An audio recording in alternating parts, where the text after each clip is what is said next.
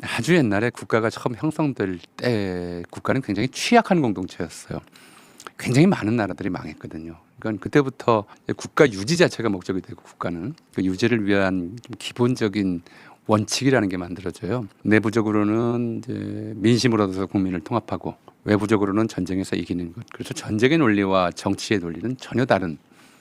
정치는 이제 통합의 논리이고 전쟁은 상대를 분열시키는 그런 논리 속으로 이제 두 개가 만들어져 왔거든요. 전쟁도 정치의 일부라고는 하지만 정치는 내부적인 것이고 전쟁은 외부적인 거였단 말이에요. 근데 이제 현대 사회 특히 최근에 들어와서 사람들의 생각에 굉장히 중대한 변화가 생겼어요. 하나는 뭐냐면 우리로서는 이제 대략 김영삼 정권 때 내세웠던 슬로건이 세계화였어요. 뭐 이제 범지구촌화, 특히 자본주의 세계시장 통합 과정에서 탈민족주의, 탈국가주의라고 하는 것이 하나의 이제 그 이후 세대들에게는 이제 기본이 되버린 거죠. 국가 상대주의예요. 국가를 절대화하지 않고 국민 통합이 가장 중요한 과제다라는 생각들을 안 하게 되는 세대들이 출현하고요. 두 번째는 이제 김대중 대통령 시절에 했던 IT 산업 육선, 또 인터넷망 이런 것들이 굉장히 기반이 되어서 인터넷 게임 문화가 그 세대를 좀 지배해 의식을 잠식해요. 그래서 정치를 일종의 국민 통합 또는 민심을 얻는 행위를 보는 것이 아니라 일종의 게임으로 보는 태도들이 굉장히 확산하고 그리고 이것을 이제 전쟁의 논리로 해석하는 그러니까 이제 국민 통합의 문제가 아니라 국민을 어떻게 전쟁의 상대로 보는 거죠. 그래서 저는 이 이준석 이준석 후보에게 말은 이 문화에서 자라온 세대들이 갖는 좀 특징적인 세대적 기반을 가지고 있다고 생각을 해요. 그게 뭐냐면 저는 뭐 공장장 말에 99.8% 동의해요. 나머지 0.2%는 두 글자를 더 추가해야 된다. 그냥 말이 게임 아이템이 아니고 이 사람은 내전 게임 아이템이에요. 이 사람은 정치를 내전화해요. 그래서 뭐 세대포 이론, 남녀 갈라치기 이런 것들이 정치를 국민 통합하고 사람들의 민심을 얻는 것으로 보는 것이 아니라 이런 이제 판세에서 선거 전략으로 보는 거죠. 정치가 전략 시뮬레이션 게임처럼 딱 봐서 누구를 차단하고 누구를 우리 편으로 끌어들이고 누구를 뭐 포위하고 이렇게 해서 땅 따먹는 것처럼 너무나 당연하게 생각을 하는데 이 생각이 저는 이제 이준석 개인의 문제가 아니라 그런 생각을 공유하는 세대들이 자라나고 있다는 게 좀 사실 우리 미래에 이제까지 우리 정치가 왕당파 대 공화파 간의 갈등을 기본적으로 했다면 향후에는 바로 이런 내전적 사고방식을 가지고 정치를 대하는 이런 세대가 상수가 될 것 같다. 그게 이제 우리 앞에 해결해야 될 과제로 또 하나 다가와 있는 것 같다. 이런 생각이 들더라고요. 네, 저는 이준석에게 언어란 요걸 이제 한마디로 좀 학문적으로 규정하자면 출구를 잘못 찾은 배설물이다 이렇게 말씀드리고 싶고요. 사실 언어는 소통 수단입니다. 그렇죠. 네? 근데 이준석에게 언어는 일단 흉기예요, 흉기. 그래서 사실 저는 이준석이 뭐 자타공인 한국을 대표하는 뭐 주둥이 학대범이라고 생각하는데 이준석이 과학적 성향이 있어요. 제가 볼 때는 여러 관찰을 했을 때, 그러니까 타인을 공격하고 학대하고 조롱하는 걸 좋아하는 사람이에요. 그냥 순간 공격을 당해서 한동훈처럼 막 짖는 스타일이 아니고 악의적으로 목적의식적으로 그걸 하면서 그걸 즐겨요. 이준석은. 자, 근데 그 수단이 주요 수단이 뭐냐?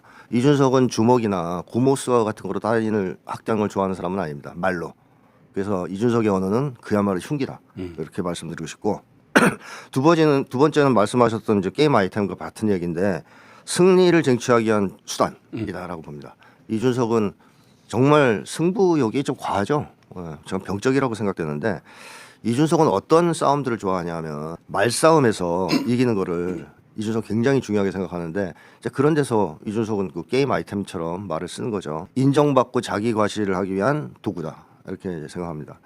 그러니까 이준석이 관종이라는 건 다 알고 계실 텐데 지식과 화려한 언변 같은 걸 내세워가지고 타인들로부터 칭찬받는 거를 굉장히 즐기고 또 그걸 이용해서 자기 자랑을 계속하지 않습니까?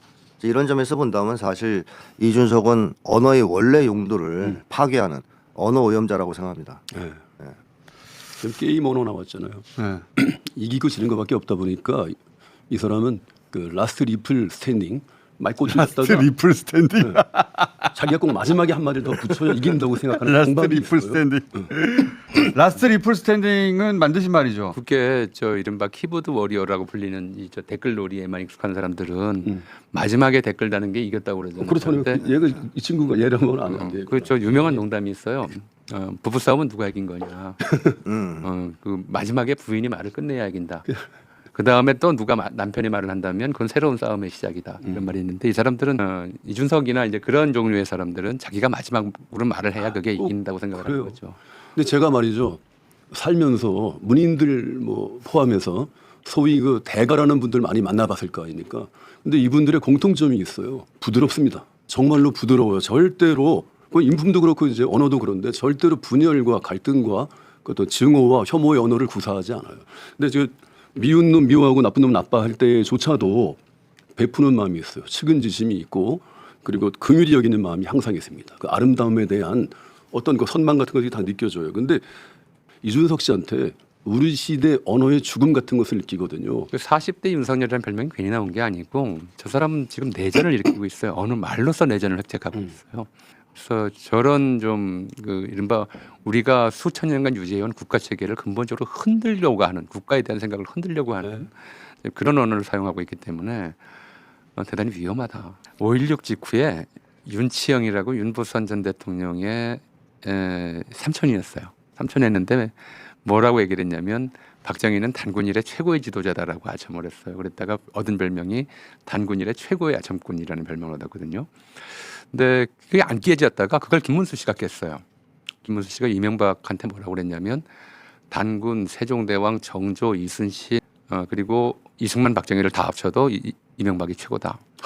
그런 얘기를 했었거든요. 근데 사실 역사상 간신의 3대 요소가 있어요. 첫째가 아첨, 두 번째가 모함, 세 번째가 이제 탐학, 백성을 학대하는 거죠. 근데 김문수 씨는 그 세 가지를 다 갖췄어요. 이번 그 TV 토론에서 제가 본 거는 저렇게 대놓고 모함하는데 부끄러움을 못 느끼는 그런 사람이 있구나라고 좀 느꼈거든요. 그러니까 그동안 저 사람이 이제 전향인지 변절인지 뭐라고 표현해야 될지 모르겠습니다. 그 이후로 보였던 행보는 가장 대표적인 간신의 행보를 보여왔었거든요.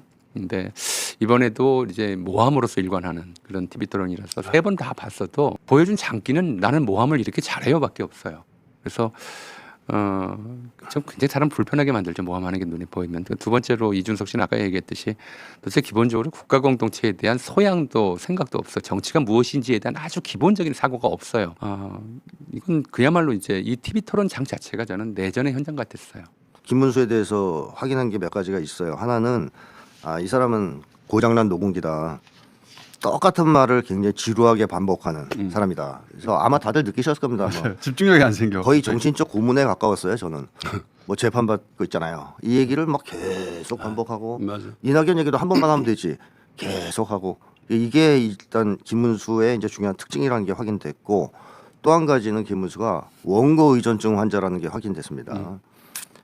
원고 없이 아무것도 못해요. 보니까 심지어 이재명 후보를 비난할 때도 원고를 보고 해요. 자기 자랑을 할 때도 원고를 보고 합니다. 근데 맞아요. 김문수가 원고를 안 보는 순간에 혼자 말을 하려고 그러면 항상 벙찌는 장면이 나와요. 벙찌는. 이번에도 나왔거든요.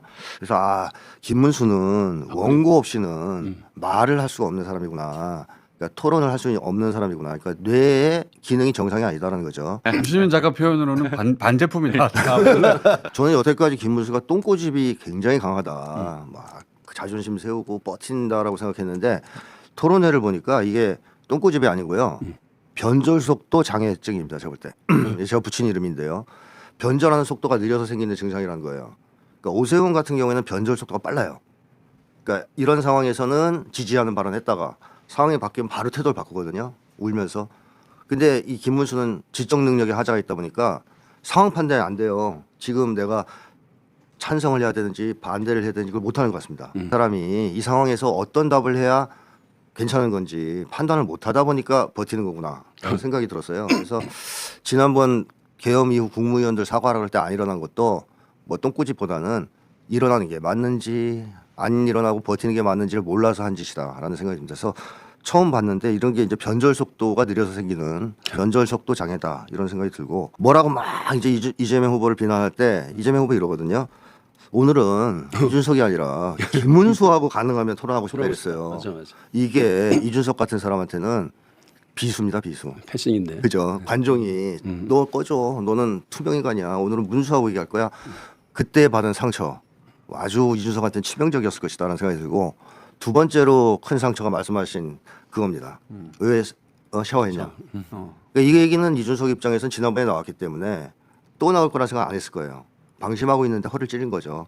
그리고 끝까지 이번엔 몰아붙였어요. 이재명 후보가. 남 얘기하지 말고 네 얘기해봐. 뭐 이런 식으로. 거기서 이제 당했고.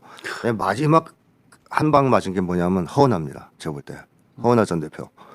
그러니까 이준석이가 막 깔짝깔짝 되니까 남의 당 하지 말고 너나 잘해라 이런 식으로 얘기했잖아요. 그래서 허은하하고 김용남을 언급합니다. 지금 홍은하 의원 밖에 와 계시죠. 네. 이게 이준석한테 아킬레스건이에요. 사실 엄청 아픈 데거든요. 그거를 팍 찌른 거예요. 평정심을 좀 잃었어요. 잃었어요. 그 순간 제가 볼 때 이준석이 흥분하기 시작했어요. 근데 그래서 내가 저기 젊은이의 탈을 쓴 사실 구태 정치인이에요. 딱 보면 이준석이 한 건 딱 두 개밖에 없어요. 색깔 공격하고 네거티브. 그거 외에는 한 게 없습니다. 근데 이 색깔 공격은 사실상 김문수의 이제 전유물인데 김문수는 지적 능력이 딸려서 잘 못한 거고 오히려 이준석이 많이 했단 말이에요. 이런 걸 보면 이준석은 새 정치인이 젊음을 표방하지만 하는 짓은 그야말로 가장 구시대적인 정치를 하는 사람이다라고 평가하고 싶습니다. 나 하나 꽃피어 풀밭이 달라지겠냐고 말하지 말아라. 네가 꽃피고 나도 꽃피면 결국 풀밭이 온통 꽃밭이 되는 것 아니겠느냐. 나 하나 물들어 산이 달라지겠냐고 말하지 말아라. 내가 물들고 너도 물들면 결국 온 산이 활활 타오르는 것 아니겠느냐.